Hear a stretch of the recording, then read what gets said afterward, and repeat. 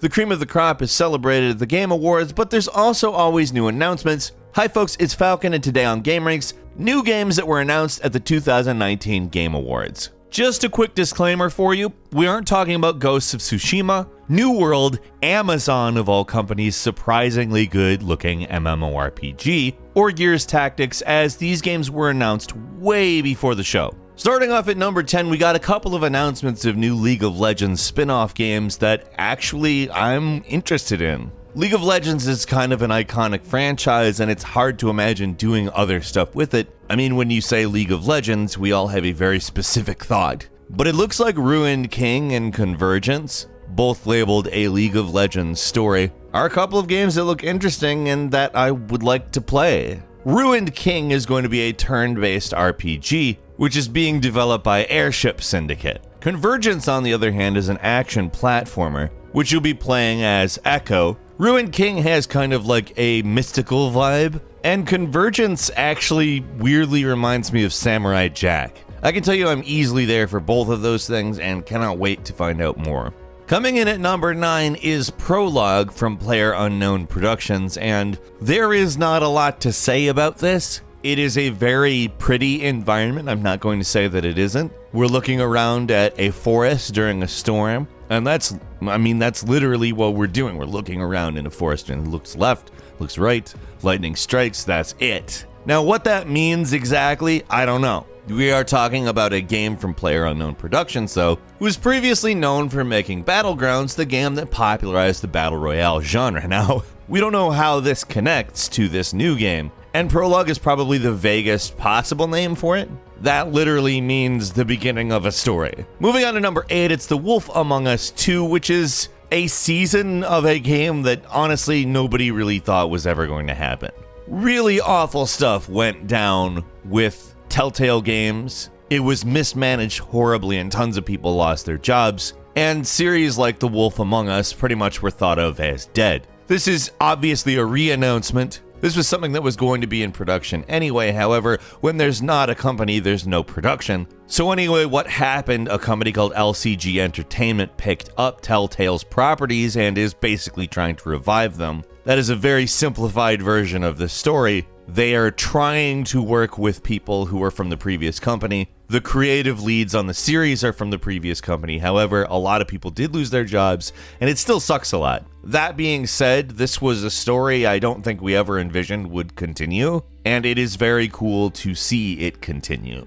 At number 7 is Fast and Furious Crossroads, which I have to say is being labeled a cinematic action racing vehicular heist game. Now, I just want to say that mainly implies car gameplay. I don't know how much other gameplay. There's a moment in the trailer where they're talking about jumping onto a moving train. I don't know if that's something that you will control or if it's something that's happening as part of the cinematic action. I don't know exactly. There's a lot that's unclear, but what is clear is that it actually does look interesting. I mean, there's some very big things in this trailer that are not realistic in any way. Some very video gamey stuff, but that's good because it's a video game. It looks like a game that is actually designed to be a game, which I know is a weird thing to say, but it's also 2019, where half of our games are just designed to waste our time to try to get us so frustrated we give it money. I don't know, it kind of reminds me of those mid-tier games of the PlayStation 2 era in a weird way, and most of my favorite games are those, so yeah, bring on Fast and Furious Crossroads. Moving on to number 6 is Weird West, which is a top-down gunslinging action game that revolves around dark fantasy placed in the Wild West. Now, let me just go ahead and say the trailer's incredibly intriguing. Is it the best looking game graphically speaking? Not necessarily, however, it really looks like a different take on the Wild West. And for me, that's very cool. I like the colors and perspective. We don't have enough top-down games. Hell, we don't have enough single-player games, you know, that are just games. I said that talking about Fast and Furious Crossroads, but I want to continue that here. In some respects, I almost don't care when something doesn't look photorealistic, or even doesn't necessarily have an amazing style to it, because I'm not particularly intrigued by the graphics of this game, but it's got a certain charm to it that I am very interested. and I like the idea of a Wild West dark fantasy game. I'm going to be following Weird West pretty closely because, honestly, I think it has a very large amount of potential. At number 5 is Sons of the Forest, the sequel to The Forest, the game in which you are doing everything you can to survive in a forest among a bunch of mutants. Now, we didn't actually get anything in too much depth, so I don't know exactly how this is a sequel. However, it starts with the protagonist on a helicopter. They look at their tattoo, which reads "Fight Demons," then it crashes, and it looks like all hell breaks loose pretty much. Now, it's most likely a survival game along the lines of the first. I think that's a pretty fair assumption to make. But our mutants are looking pretty cool this time around, I have to say. They have no eyes. And if it's directly connected to the first game, I'm gonna make the assumption that it happens quite a bit of time later. Obviously, if you save Timmy, he goes to the island to investigate, and what we have here is more of a military unit, or at least a PMC. That implies much more seriousness than the ending of the previous game. So I'm very interested in the Sons of the Forest. The soundtrack and the trailer is good as hell. Everything about it looks positive, and I'm looking forward. Coming in at number 4, it is Dark Alliance. Now, this is a Dungeons & Dragons game, as well as a spiritual successor to the PS2 era Baldur's Gate Dark Alliance games, which, if you're unfamiliar, were basically hack and slash RPGs. They were really good games, actually, and it's really cool to even see them remembered, let alone some sort of spiritual successor being made. Now, exactly how much of a spiritual successor it is, if it is a reboot, if it is in some way connected to the original games, I don't know. But the trailer is decidedly both old school and new school looking, and I have to say that's kind of cool they chose to do that. It is going to be both single player and multiplayer, not just an online co-op, but split screen local co-op. And that makes me very, very happy. I am tentatively very excited about this. Obviously, when they do stuff like this, you do have to kind of worry what modern monetization things might be in danger of having. But for now, I'm obviously optimistic. Given they are going with a decidedly old school look, it may be that we don't suffer through some terrible monetization stuff on account maybe the budget isn't that of a photorealistic game, and that would make me happy. We'll see.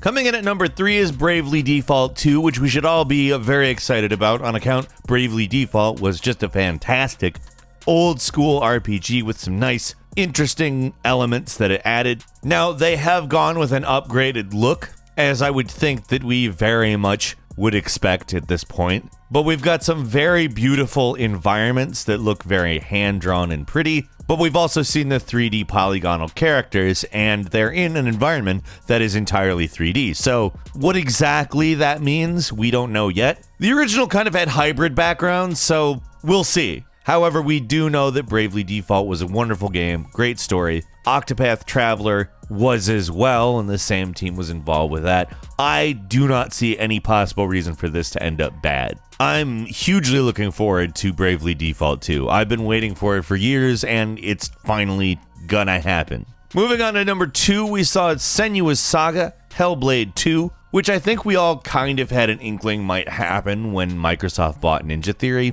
However, what we're seeing in the trailer for this game is more along the lines of a battle cry, a possible raising of an army against a huge foe, which is shown briefly at the end. And as far as graphics go, there's basically nothing that looks this good at the moment. It looks amazing, but I'm even perhaps more interested in exactly where they intend to go with Senua. The original Hellblade is perhaps as good as it is because it isn't super long. It's a brisk single-player game. It's incredibly detailed, incredibly well done. Every moment is deliberate, and clearly people thought very long and hard about everything in the game. So I'm interested to see if that holds up now that it's basically a big Microsoft studio. I mean, this trailer was basically the new Xbox launch game, hey, look what we can do trailer. So that's big. And finally, at number 1 is Godfall. Godfall is a looter slasher, which I'm gonna go ahead and say is most likely the equivalent of a looter shooter, but hack and slash, which could be good, could be really horrifically bad. It is by Gearbox and Counterplay Games. It will be for the PlayStation 5 and on the PC exclusively on the Epic Games Store. I don't want to throw too much shade because it does actually look cool, and I'm big into hack and slash, probably more so than I would be into a looter shooter. And it will be offering 1, 2, or 3 player co-op, which honestly could turn out pretty good. But I also don't want to sugarcoat this. With all the other announcements that we saw, all of these rich-looking single-player games or narrative-driven co-op experiences, and then we see the first high-profile looter slasher, it's hard to get as excited as a lot of the other titles. I'll of course give it a shot because I love hack and slash, but the fact the rest of the list is not this kind of game, the vast majority of the announcements look like games, which you buy, play, and then eventually beat. It's hard for me to get that excited about this one, but we'll see. Couple of bonus games for you. First, Naraka Blade Point. I'm gonna go ahead and say this has got me a lot more excited. It's kind of an arcadey looking Sekiro type deal. Obviously a slightly more rich and vibrant palette, but you can't be looking at that gameplay and not thinking Sekiro. Honestly, it's something I'm really stoked for. The footage you're looking at right now I think is amazing looking. Then moving on, we have Surgeon Simulator 2. The original game having a novel control scheme and also being really funny. I think a second one is definitely a welcome thing. And finally is 9 to 5, a tactical FPS, which has a trailer that's more or less just taking a big dump on Fortnite. We don't have a lot of information other than it is a 3 versus 3 head-to-head team-based shooter, but it makes a bold statement that I'm sure at least some people will approve of. There's a lot of really cool stuff that we ended up seeing. But enough from me. What do you think about these new games? Leave us a comment. Let us know what you think. If you like this video, click like. If you're not subscribed, now's a great time to do so. We upload brand new videos every day of the week, and the best way to see them first is, of course, a subscription, so click subscribe. Do not forget to enable all notifications. As always, we thank you very much for watching this video. I'm Falcon. You can follow me on Twitter at FalconHero. We'll see you next time right here on GameRanks.